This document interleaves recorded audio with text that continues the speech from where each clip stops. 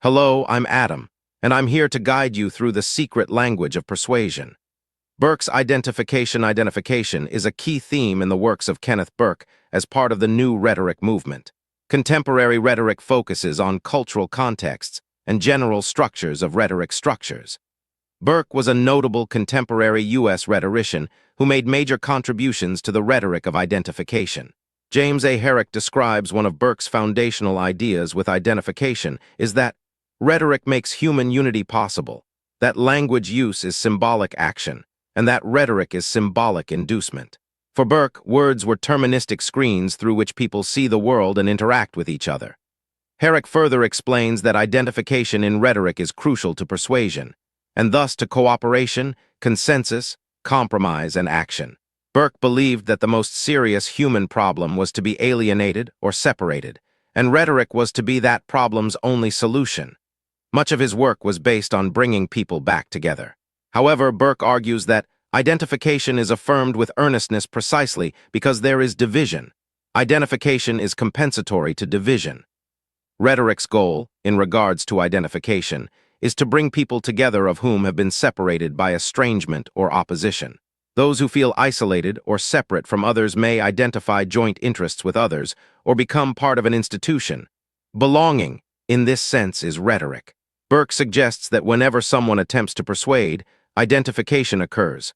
One party must identify with another. That is, the one who becomes persuaded sees that one party is like another in some way. His concept of identification works not only in relation to the self, e.g. that tree has arms and is like me, thus I identify with that tree, but also refers to exterior identification, e.g. that man eats beef patties like that group. Thus he is identified with that beef patty eating group. One can perceive identification between objects that are not the self. Now let's delve into the core concept of Burke's identification, which we'll explore in detail next. Burke plays an important part in learning and understanding the core values of rhetorical theory in identification. He introduces the notion by taking the Aristotelian approach into a world of particulars. Burke states that Aristotle treated rhetoric as purely verbal. However, there are also areas of overlap. The flexibility of identification that Burke has created expands into elements beyond language.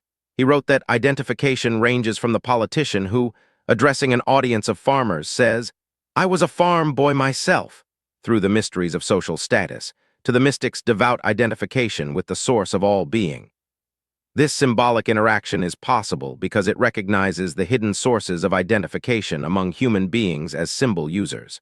From this, Burke understood symbols as constantly present, and believed that choosing to accept and learning to accurately read symbols was crucial.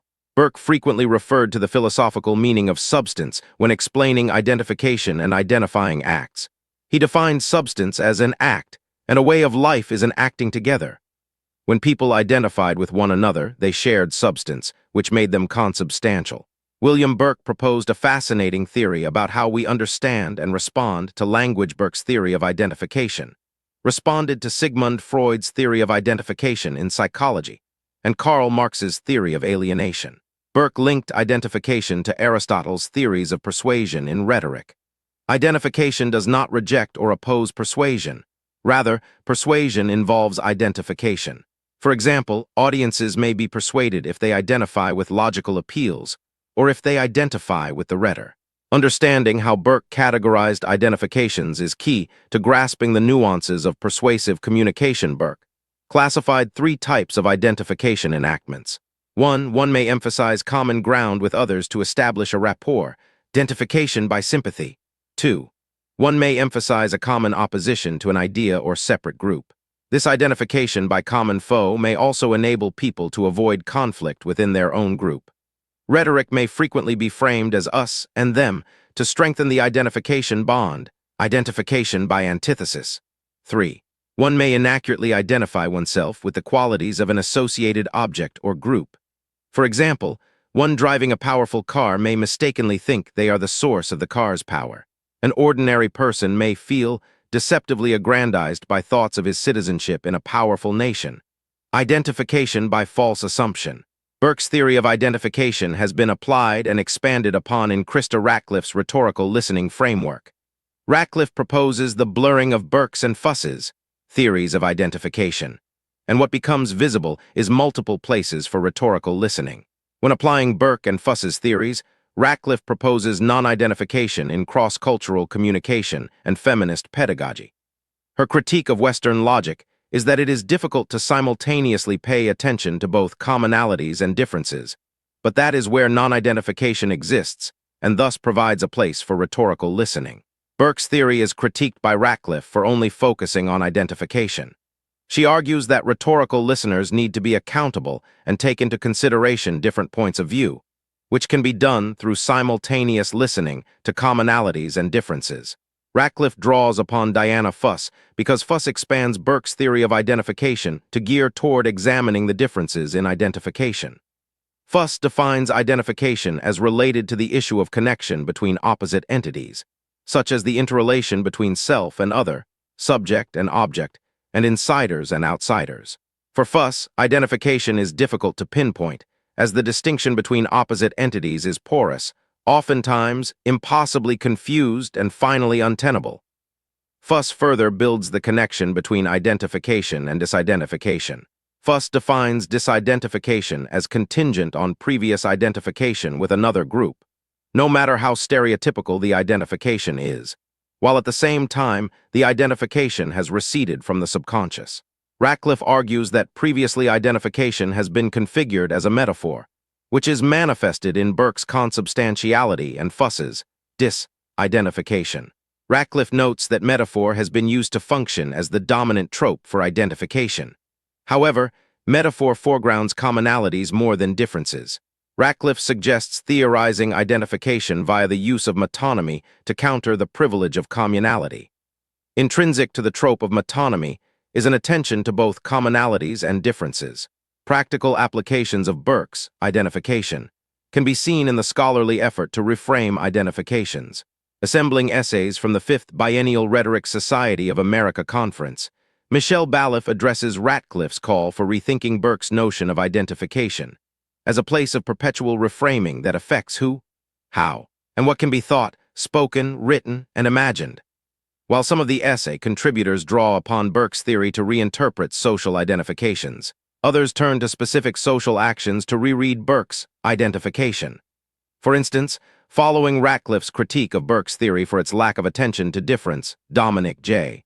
Ashby destabilizes Burke's relatively fixed and teleological construction of identification with a fluid and contingent notion of self, that is, uche/sodo, or inside/outside in Japanese rhetoric, highlighting a simultaneous exclusion and inclusion of outsiders through an ongoing unfolding of group dynamics.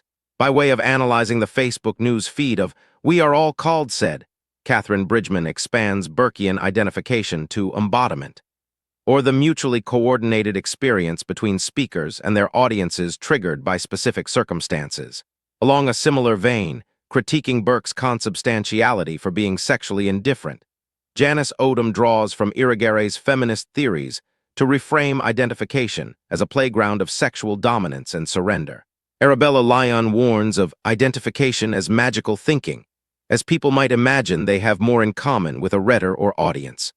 Further, she argues that Burke's concept of identification is an abstract ideal that may not recognize power imbalances or account for marginalized persons and communities. Douglas Downs compares identification to a rhetor holding up a mirror image to the audience that reflects their core values and beliefs.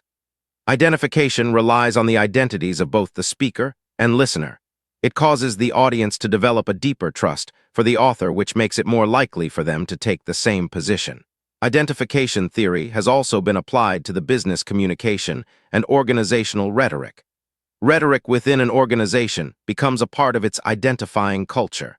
Employees tend to identify with their organization and its best interests, and reinforcing rhetoric within the organization strengthens an employee's sense of belonging to the organization. William Burke proposed that emotions are linked to colors, which can subtly influence our perceptions and responses.